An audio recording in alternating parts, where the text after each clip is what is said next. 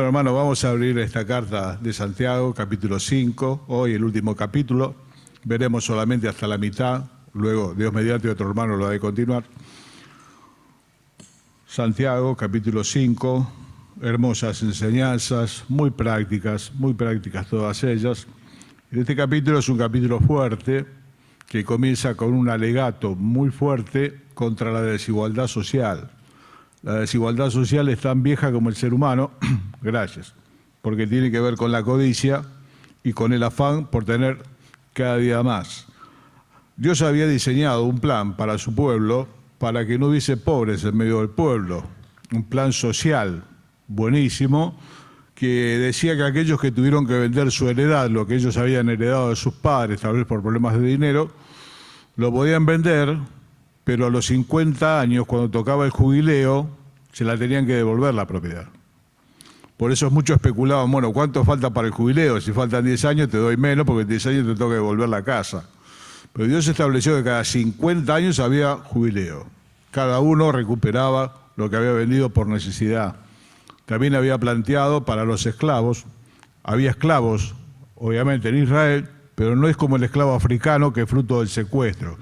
El esclavo judío se vendía voluntariamente porque no tenía dinero, porque no tenía recursos, se vendía para servir, en este caso, a un compatriota, pero este compatriota tenía la obligación de que al 7º año lo tenía que liberar.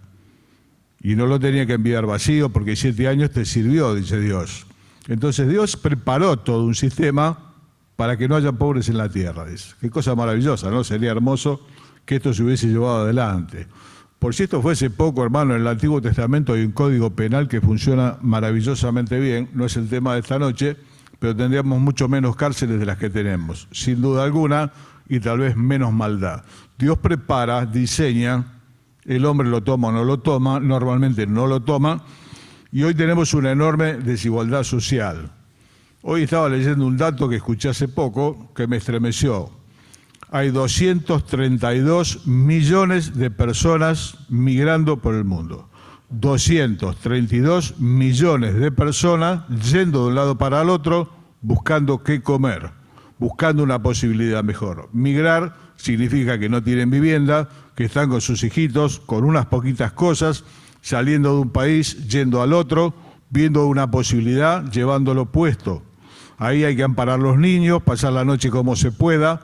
Vimos no hace mucho emigrar la gente desde Venezuela, yendo caminando, se iban caminando, y otros tantos saliendo con la balsa de Cuba a ver si pueden llegar a la tierra prometida, ¿no? Que es Miami. Y bueno, en el medio las balsas naufragan y están los tiburones allí para ocuparse de la situación.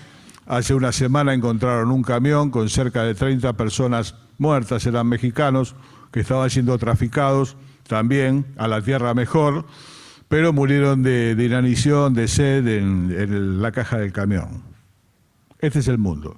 232 millones de personas sin hogar yendo de un lado para el otro.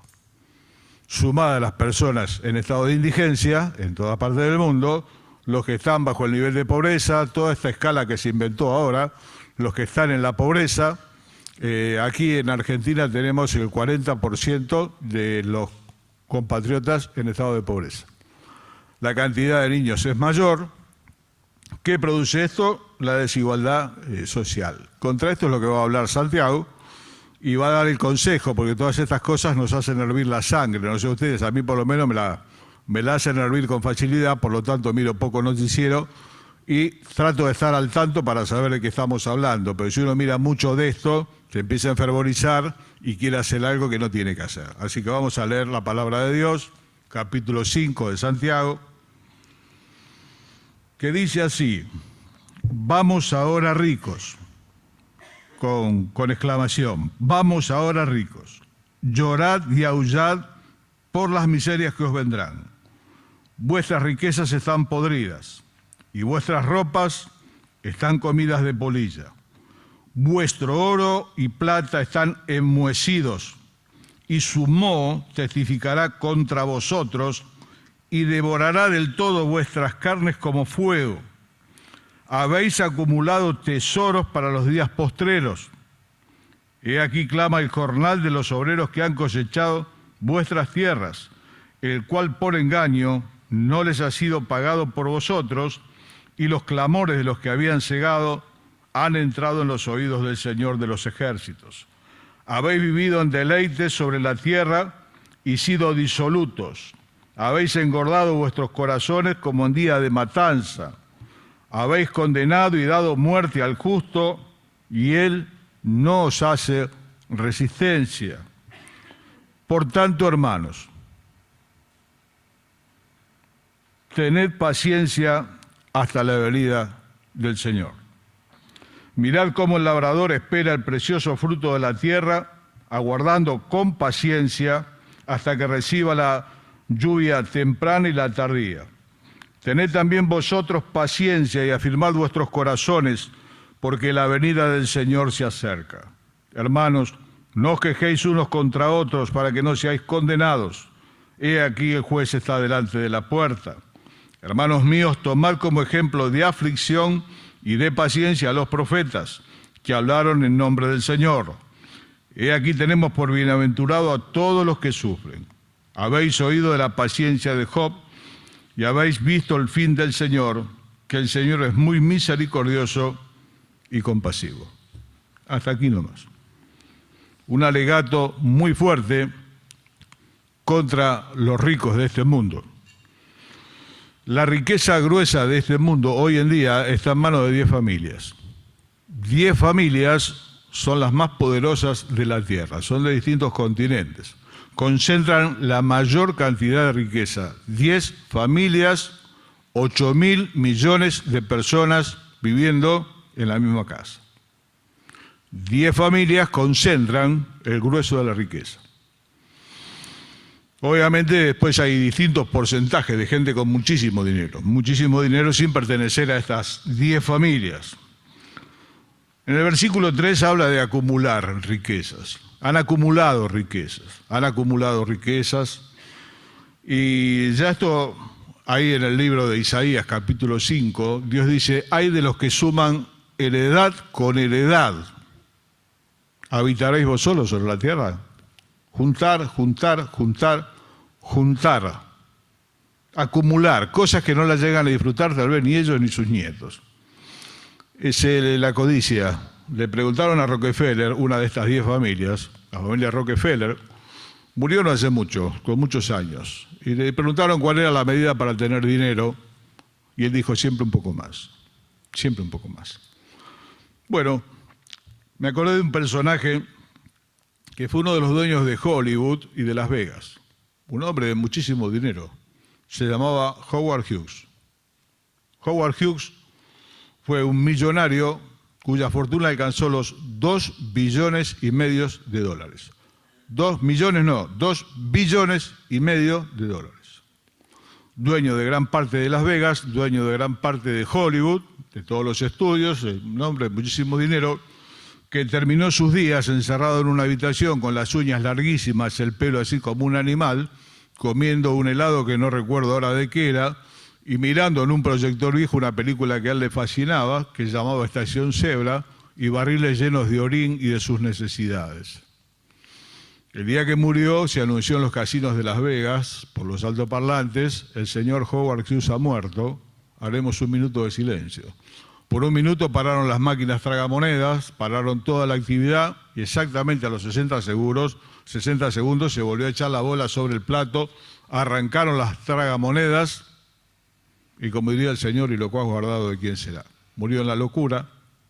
Y así, hermanos, hay infinidades de historias que todos conocemos. Está la leyenda del rey Midas, aquel hombre que todo lo que tocaba lo transformaba en oro. El problema es que cuando tocó la comida también se transformó en oro y se murió de hambre, ¿no? Entonces, por un lado, dice el verso 3, acumularon. En el verso 4 dice la forma en que lo lograron.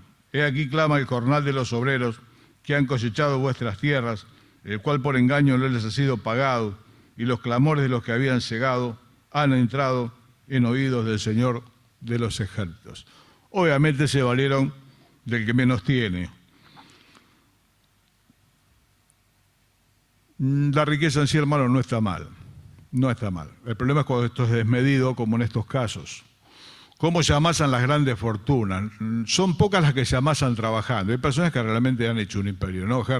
Henry Ford ha hecho todo un imperio de prácticamente muy poquito. La familia Benz también, Mercedes-Benz, ¿no? Bueno, una señora, su marido, un primer autito. Tal vez hicieron así el dinero con trabajo, pero hay mucho dinero que se ha hecho de muchas maneras. Hay mucho dinero que se hace con la guerra. Una de las potencias a las que miramos todos los días hizo mucho dinero en la Segunda Guerra Mundial, cuando General Motors dejó de fabricar coches para fabricar armas de guerra, para la Segunda Guerra Mundial. Así las demás naciones poderosas del grupo de los 7, y vaya a saber de tantas cosas más, se enriquecen vendiendo armas. Por un lado generan la guerra, le venden armas a uno, le venden armas a otro, se matan, destruyen el país y después le venden la reconstrucción del país. La fabricación de armas es un negocio enorme que mueve miles de millones de dólares. La drogadicción también, los carteles de la droga, la religión. Le consultaron a nuestro compatriota allá en el Vaticano qué pasaba con la riqueza del Vaticano, tanto dinero, tanto oro, que llega a ser obsceno, ¿no? ¿Por qué no lo vendían y se lo daban a los pobres? Una pregunta que se lo ha hecho mucha gente, los que visitaron. Yo lo he visto solamente por video. Y él dijo porque es un patrimonio de la humanidad. Una buena respuesta, ¿no? Representando a aquel que no tenía dónde recostar la cabeza. Cuando uno mira esas obras de arte, dinero, cantidad de oro, reservados para el día del juicio, están enmohecidos, no le sirven a nadie. Este hombre, nuestro compatriota, está muy enfermo. En cualquier momento lo sepultarán junto con otros. No va a llevar nada de todo eso. Y así la riqueza está concentrada en un montón de lugares. Allí están los egipcios queriendo perpetuarse a través de los años con esas pirámides enormes que costaron la vida de miles y miles de obreros que trabajaron por un plato de comida. Y allí encontraron al muchachito Tutankamón, era muy jovencito. Las pirámides están siendo saqueadas desde hace muchos años. Cuando llegan los arqueólogos, hace siglos que ya entraron ladrones y la vaciaron. Pero la de Tutankamón la encontraron, la del faraón niño casi, joven, un adolescente, ¿no? Le rompieron el cráneo, lo mataron. Pero hay un sarcófago dentro de otro, todo está lleno de oro, porque era la idea de que eso lo iba a acompañar al más allá. Y la máscara funeraria que tiene un grosor enorme, todo eso lo macizo. Más piedras preciosas, más todas las cosas. Y un pueblo que se muere de hambre y dejó la vida acarreando piedras enormes bajo el látigo de los capataces, de lo cual también lo sufrieron el pueblo judío, estando esclavos en Egipto. La esclavitud también ha sido un buen negocio. Los traficantes de personas, acá traficaron personas a México, las cosas salieron mal y murieron en el camión con sus niños. Además no piensen en esas cosas. Véase dentro de un camión buscando comida, siendo trasladado con sus niños y viendo cómo muere uno, cómo muere otro y después cómo se mueren los demás. Por eso Dios diseñó un plan para que no haya pobres. Ahí están las plantaciones llenas de esclavos. No son los esclavos hebreos, son esclavos que se robaron en África, mayormente, estos países, donde iban las grandes potencias a secuestrar hombres, mujeres, niños, para venderlos como si fuesen un artículo, una herramienta de trabajo que trabajaba por nada, que la vida ya no le pertenecía, lo habían secuestrado. En la época de Israel, en el tiempo, no tomaron este plan de previsión social que Dios plantó en el tiempo de Amós. ¿Sabe cuánto vale un pobre? Un par de zapatos. Dios dice, habéis vendido al pobre por un par de zapatos. Mire, hermano, parece que hoy Dios se murió, ¿no? Porque dice uno, ¿por qué nos baja un rayo y termina con todo esto? Porque Dios es soberano y tiene planes que nosotros no entendemos. Y ante esas cosas tenemos que agachar la cabeza y adorar, porque Dios sabe perfectamente lo que hace. No, se descuidó. Pero todas estas cosas siguen pasando. Esclavos en la antigüedad, hay esclavos hoy. Se trafica. Gente que trabaja prácticamente por nada. Hoy nuestros jubilados se cuenta con que tendrán familia, si no con la jubilación mínima de 32.000 pesos no van a llegar a ninguna parte, lo gastan en remedios. Bueno, hermano, la lista es interminable. Por un lado las acumularon, la forma en que lo hicieron, la forma obscena, asesina en que lo hicieron, esto está lleno de sangre, todo esto está bañado de sangre, ¿eh? Esto no es gratis, está bañado de sangre. La ostentación, dice el versículo 5, habéis vivido en deleites sobre la tierra y sido disolutos, que significa vivieron de cualquier manera. Habéis engordado vuestros corazones como en día de matanza. Habéis vivido en deleites sobre la tierra y sido disolutos. Allí están los jeques árabes, con sus escopetas de oro, revólveres de oro. Están sobre un mar de petróleo. Son muy sencillos, no saben qué hacer con la plata. Entonces hacen cosas de oro, lo juntan como si fuesen piedras. Y allí viene el avión de algún país occidental, que muchos no lo quieren, pero le traen esas mujeres hermosas que ellos normalmente no tienen. El avión llega cargado de esas modelos de ensueño para que los jeques y demás puedan participar de sus disoluciones. También traen niños en el avión, porque a algunos les gusta que sean menores. Toda esta basura ocurre en estos días. Y esta ostentación, alguien dijo una vez que el lujo es obsceno, tiene razón, el lujo es obsceno. Autos carísimos, derroches de dinero por ver si en Marte hay agua, si no hay agua. ¿Qué importa si en Marte hay agua, si no hay agua? Si acá tenemos agua, gente que no la puede tomar, 232 millones de migrantes, solamente la estupidez y la soberbia del hombre lo lleva a esos cohetes que se tiran. Total, se hace con el dinero de las masas, de aquellos que no son de las 10 familias, ¿no? Con el dinero del resto del mundo, de las naciones más jóvenes, que se venden por unos pesos, aquellos que guían las naciones más pobres, las entregan por unos pesos para que lleven sus riquezas, todo. Esto es todo un plan orquestado desde el mismo trono de Satanás, que para la menor duda. Dijo alguien una vez de nuestra clase política, no les gusta comer caviar, les gusta que los vean comer caviar. No les gusta comer caviar, pero no tienen idea de lo que es el caviar, ¿no? Algunos son tan brutos, pobrecitos. No tienen idea de lo que es el caviar. No les gusta comer caviar, les gusta que lo vean comer caviar. La ostentación. Santiago lo tiene en cuenta. Dios lo tiene en cuenta. Versículo 6 dice, habéis condenado y dado muerte al justo, y él no os hace resistencia. El aprovechamiento del débil, el que tiene menos. Es la moneda de cambio. Ahora están preocupados porque dicen que son muchos a comer en la mesa. La crisis de alimentos. No, hermano, Dios diseñó el mundo como está, el globo, para que coman la cantidad de miles de millones de personas que Dios entiende. Pero como está todo concentrado, hay muchos pobres y los pobres son un problema. Entonces cada tanto sale algún virus, alguna innovación o la guerra para regular un poquito la cantidad de pobres porque son muchos y quieren comer como el rico. Nos están ocupando la mesa, dijo alguno de estos magnates. ¿Hermano, usted piensa que Dios se va a callar la boca para siempre? Hace muchos años hubo una catástrofe muy grande y un diario muy popular tituló Dios ha muerto. ¿Usted qué opina? Dios no se murió. Bueno, ante todo este tipo de cosas que si seguimos nos van a poner los pelos de punta, está la opción de agarrar las armas, porque ya llega el hartazgo, ¿no? Esto pasó en muchos lados. En Rumania gobernaba el matrimonio Ceausescu. Viejos tiranos de muchísimos años, el pueblo muerto de hambre. Ellos viviendo de una forma disoluta, adentro, riquezas. Pero bueno, un día el pueblo se cansó, lo sacó, tomó las armas, lamentablemente, ¿no?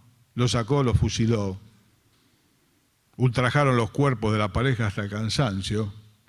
Lo mismo pasó con Mussolini, lo colgaron en la plaza, Mussolini y a su amante, para que todos los que pasaban por allí lo pudiesen escarnecer por el daño que le había hecho al pueblo de Italia. En la Francia antigua oprimida, muertos de hambre, con reyes que no sabían qué hacer con el dinero, nace la Revolución Francesa, que le dio uso a la guillotina, y guillotinaron casi toda la clase alta de Francia. Porque llega un momento que los pueblos explotan. El pueblo aguanta hasta cierto punto, llega un momento que el pueblo explota, toma las armas. Pero ¿qué hacemos los cristianos que vivimos en este mundo? De alguna manera sufrimos los embates de todas estas cosas, vemos la desigualdad social, tomaremos las armas, hermano. Otro dijo, hagamos un partido político, pues si gobernasen los creyentes esto sería maravilloso. Los creyentes en este mundo jamás vamos a gobernar. El Congreso de la Nación en la Cámara de Diputados tiene algo más de 250 bancas. Creo que son 254 o 256. Más de 250 bancas. Una hermana con buen deseo ocupó una de ellas. Le robaron la cartera, la amenazaron, prácticamente se tuvo que ir. No se puede, está totalmente corrompido. Dijo alguien una vez, querer salvar este mundo, los creyentes, es como acomodar las sillas en la proa del Titanic. No tiene sentido. El barco se hunde. Que los cristianos nos dediquemos a la política es como acomodar la silla en la cubierta del Titanic. El Titanic se hunde. Occidente ya está señalado y la humanidad está señalada. Dios ha establecido un día en que juzgará al mundo con justicia por medio de aquel de quien dio fe con haberle levantado a los muertos. Hechos capítulo 17, versículo 30. Por lo tanto, dice el texto, manda ahora a todos los hombres que se arrepientan en todas partes. Porque el juicio viene de la mano del Señor. Por eso dice, hermanos, recapacitemos. No vamos a tomar las armas, no vamos a hacer un partido político. ¿Qué vamos a hacer? Vamos a tener paciencia hasta la venida del Señor. El libro de Sofonías dice, vendrán con su oro y con su plata. A Dios no se lo arregla con oro ni plata, porque no precisa. Las calles son de oro. Las puertas de la ciudad celestial son perlas. No tiene valor. Ninguno va a ir a empeñarlas en ninguna parte. Ya no va a tener valor. ¿Por qué tiene tanto valor el oro? Porque es escaso.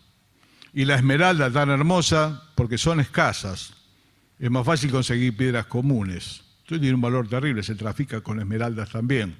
Las hay muy buenas en Colombia, aparte de la droga y el café y tantas cosas más. Luego, hermano, dice, tengan paciencia hasta la venida del Señor. Porque el Señor, hermano, va a hacer juicio y justicia por medio de aquel, del Señor Jesús, de quien dio fe a todos con levantarlo de los muertos. Dice que le ha entregado todo el juicio al Hijo. Mire, la Biblia es tan hermosa, tiene tantas expresiones del juicio de Dios. Dice, Dios no toma venganza 2 veces de sus enemigos. ¿Cómo lo ve? Dios no toma venganza 2 veces de sus enemigos porque con la primera desaparecen. En el furor de Dios, dice el libro de Apocalipsis, los hombres le pedirán a las rocas, a las montañas que caigan sobre ellos para esconderlos de la ira de aquel que está puesto por juez de toda la tierra. Algún día los pueblos explotan, matan a sus dictadores. Estamos muy cerca de la venida del Señor. Dios no explota. Va a juzgar al mundo con justicia. En el último de los días serán abiertos los libros, dice la palabra de Dios. Y todos serán resucitados y estarán delante del libro, aquellos que no recibieron el amor de la verdad. Y los muertos fueron juzgados según sus obras. Todo esto que hoy parece que queda impune, está absolutamente todo registrado en el libro de Dios. En el libro de la vida está tu nombre y el mío, gloria a Dios. Pero después hay un libro que es el libro de las obras malas de cada ser humano que pisó este mundo, desde Caín, que fue el primer homicida, hasta el último que haya en el día en que Dios juzgue al mundo con justicia por medio de Jesucristo. Y la justicia correrá como río. Y no habrá ya quien llore, ni nada, ni tenga hambre y sed de justicia. No va a haber más. Dios lo va a saciar completamente. Y va a establecer un reinado milenial. Y van a ir a votar. No van a ir a votar. Dice que lo regirá con vara de hierro, capítulo 2 de los Salmos. ¿Por qué? Porque el ser humano de otra forma no entiende. Libres como estamos, con democracia, sin ella, con emiratos, lo que sea, pasa esto. ¿Cómo va a funcionar? Por un lado, el diablo va a estar atado 1000 años, dice la palabra de Dios. Y por otro lado, el Señor mismo va a reinar en Jerusalén con vara de hierro. Con su código penal que no se usa, que es maravilloso, aunque parezca cruento, y con su economía y su plan social, que la codicia no quiere, pero funciona perfectamente bien, para que no haya pobres sobre la tierra. Qué maravilla, ¿no? Ya no va a haber necesitados, no va a haber migrantes. Yo pienso en eso. Veía a la gente en estos días, como lo han visto ustedes, ¿no? Salir de distintos países de Centroamérica con algún bolso, con sus chiquitos en una mano. No saben dónde van a pasar la noche. No saben qué van a comer. Los países limítrofes llega un punto que ya no los pueden recibir. En gran manera están empobrecidos también. Los que más tienen llegan más lejos. Por eso que acá a Argentina llegan muchos que son profesionales, son ingenieros, y hoy están viendo de lavar algún plato en algún lugar, porque por lo menos come. Esa persona vino de Centroamérica hasta acá. Son los que tienen más dinero. Una señora vendió sus 2 casas para pagar los boletos y poder llegar hasta Argentina. Las 2 casas le alcanzaron para pagar el pasaje aéreo. Los muertos adentro del camión que no pudo llegar de México a la tierra de promisión. Los chicos que son vendidos por sus órganos. Chicos y grandes. Hoy se venden órganos, no es que la gente anda con un cartel acá y se vende los pulmones. Se los mata, se le sacan los pulmones y se le vende, porque hay alguna persona adinerada que necesita pulmones. Seguramente si alguno está en la lista de trasplante, por más que sea el número 1, va a tener que esperar que alguien muere y que sea donante. Una persona adinerada no le va a pasar una cosa así, va a comprar un par de pulmones, va a comprar un corazón de cualquier pobre que ande por ahí migrando o no migrando, se lo matará, se le sacará el corazón como corresponde y se vende. Hay tráfico de órganos. Y hay tráfico de personas en la llamada Internet profunda, o Web Deep, como dice en inglés, ¿no? Web Deep. Ahí se trafican armas, personas, órganos, todo. Por tanto, hermanos, tened paciencia hasta la venida del Señor. Miren cómo el labrador, dice después el texto, cómo espera, planta y espera. Qué paciencia la del labrador, ¿no? Planta y espera. La lluvia tardía y la temprana. Me decía un amigo que tiene campo, me dice, no todo lo que plantás brota, no todo lo que plantás, se prueba el rinde de la tierra, no es que toda la semilla que tiraba va a brotar. Por otra parte, la lluvia temprana hace que germine, pero la lluvia tardía hace que el fruto llegue a estar a punto. Se necesitan las 2 lluvias. Y esperar. Pero después participa del fruto. Y después habla de la paciencia de los profetas. 400 años duró el ministerio profético. Por 400 años Dios le envió profetas a su pueblo para que se volviesen de su maldad. 400 años. Y algunos de ellos saben que preguntaron lo que nos preguntamos nosotros. ¿Hasta cuándo, Señor? ¿Hasta cuándo? En el libro de Apocalipsis hay una escena terrible donde se ve el altar y abajo están las almas de los decapitados por el testimonio de Jesucristo. ¿Saben qué preguntan? ¿Hasta cuándo, Señor, no tomarás venganza? Pero la Biblia habla del día, del año de la buena voluntad de Dios y del día de la venganza del Dios nuestro. La buena voluntad, 1 año. La venganza del Dios nuestro, 1 solo día. 1 solo día alcanza. Un día va a llegar. Dijo el Señor Jesús, mirarán al que traspasaron. Van a caer las estrellas. La luna se va a teñir de sangre. Se va a oscurecer el sol. Y van a ver venir en las nubes al Hijo del Hombre. Y harán lamentación sobre él. Pero ya no viene a salvar a nadie. El que está bajando en las nubes es el juez justo. Viene a hacer juicio sobre las naciones.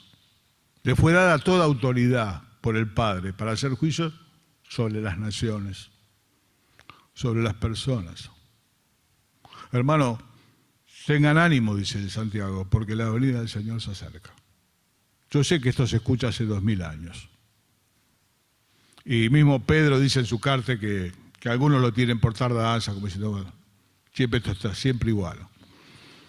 Pablo pensó que el Señor venía en sus días, por eso dice los que hayamos quedado, ¿no? Evidentemente no era omnisciente, no conocía todo el plan. Él pensó que tal vez el Señor venía en sus días. Dios, que es rico en misericordia, prolongó los tiempos Pero hoy están pasando cosas que no pasaron en 20 siglos. En el siglo XX es el siglo que más cambios tuvo en la historia de la humanidad. Pues en el siglo XX, en el 1900 y pico, que se produjeron más cambios que en toda la historia de la humanidad. Pero entre ellos uno muy importante.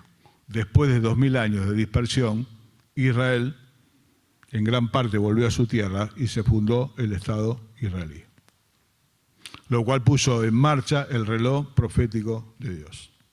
Ninguna de estas cosas del juicio podría pasar hasta que Israel no estuviese reconocido como nación, hoy de vuelta en su tierra. Y el reloj ya está en marcha. El conflicto de Medio Oriente no tiene salida, no tiene ninguna solución hasta que venga el Señor, hasta que venga Silo, así le llama la Biblia. Y a Él se rendirán las naciones. ¿Qué persona, hermano, la del Señor? Dios hecho hombre. Primero como Salvador, después como juez.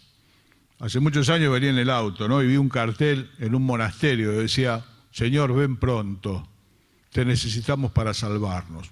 Tarde, ya vino.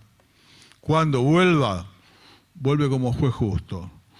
Tenga la paciencia del labrador, tenga la paciencia de los siervos del Señor, los profetas que le hablaban al pueblo una y otra vez. Algunos los apedrearon, a otros los escarnecieron, hicieron lo que quisieron con los profetas. Pero ellos esperaron. Algunos llegaron a ver justicia, algunos murieron esperándola. Finalmente se habla de la paciencia de Job, de los padecimientos que Job tuvo, ¿no? La pérdida de todos sus bienes, la pérdida de la salud, la pérdida de la familia. Todas estas cosas, todas estas desigualdades, traen mucho sufrimiento. Si bien lo de Job fue el resultado de una prueba que Dios preparó para su fe, pero la paciencia de Job se ha hecho un ícono, como dicen ahora, ¿no? Es icónica. Hay que ir tomando el lenguaje nuevo. Es un sinónimo de paciencia, Job. Pero finalmente Dios lo visitó a Job y tuvo el doble de hijos y tuvo el doble de todo lo que había perdido y recuperó su bienestar, porque Dios es bueno, porque para siempre es su misericordia, porque ninguno que haya confiado en Él será confundido, dice la palabra de Dios, porque estamos en el verdadero, dice el apóstol Juan. ¿Y qué estamos esperando? Y todas estas obscenidades van a seguir pasando hasta la venida del Señor. Ese día habrá lamentación y gran lloro. Harán lamentación sobre Él. Y vendrán con su oro y con su plata. No va a servir. No podrá comprar la justicia de Dios. Dios ha sido paciente, Dios es paciente. Pero cuando Dios determina el día, ese día será tremendo. Dice que será un día gris. No, un día oscuro. Entonces se verá la señal del Hijo del Hombre, descendiendo en las nubes. Ahí viene el Rey. Primero llegó en una parejita de adolescentes prácticamente. Pesebre la Navidad. Ahora viene con todo el esplendor de un rey, como cantamos nosotros. El Señor, hermano, está viniendo, dice otra traducción. El Señor viene, una traducción dice el Señor está viniendo. Hermano, cuando te preguntes hasta cuándo, tenés que saber que Dios estableció un día en el que juzgará al mundo con justicia. Y ahí nadie podrá mentir. En estos tribunales que nosotros tenemos acá y en otros tantos más, las puertas son giratorias, ¿no? Los ladrones entran por un lado, salen por la otra. Hay abogados que se dedican a eso. En aquel día todo eso será inútil. Porque el juez de toda la tierra no puede ser burlado. Porque cada maldad que los hombres ejercieron sobre la tierra está anotada en el libro de las obras de los hombres. Así como tu nombre y el mío, por la gracia de Dios, están anotados en el libro de la vida del Cordero de Dios. A Él esperamos, hermanos. A Él esperamos. Seamos pacientes. Yo creo que hoy pasaron cosas que no pasaron en 2000 años en este siglo y que la venida del Señor se acerca. Vamos a orar. Estos capítulos a mí me traen paz, porque si no, queremos empezar a hacer algo, ¿no? No. Oremos y esperemos. Ese es el mensaje de Dios para nosotros hoy. Amado Dios y Padre nuestro, queremos darte gracias, Señor, porque tú vives. Porque aquel que murió también resucitó. Y tú entregaste todo el juicio, Señor, sobre sus hombros. Y habrá justicia y juicio, Señor, y todo esto correrá como río. Señor, tú has de juzgar hasta el último de estas crueldades que se han cometido sobre la tierra, que tú las conoces, en un detalle muchísimo mayor que nosotros. Lo poco que conocemos nos enfervoriza, Señor, nos hace daño. Señor, te rogamos que afirmes nuestros corazones, porque la venida del Señor se acerca. O nuestra reunión con Él, Señor, el día que tú nos llames. Gracias porque aunque no lo lleguemos a ver, ciertamente, como los hombres mueren una sola vez, y después el juicio del Señor aparecerá por segunda vez a salvar a los que le esperan. Bendito sea tu glorioso nombre. Oramos muy agradecidos en el nombre del Señor Jesús. Amén.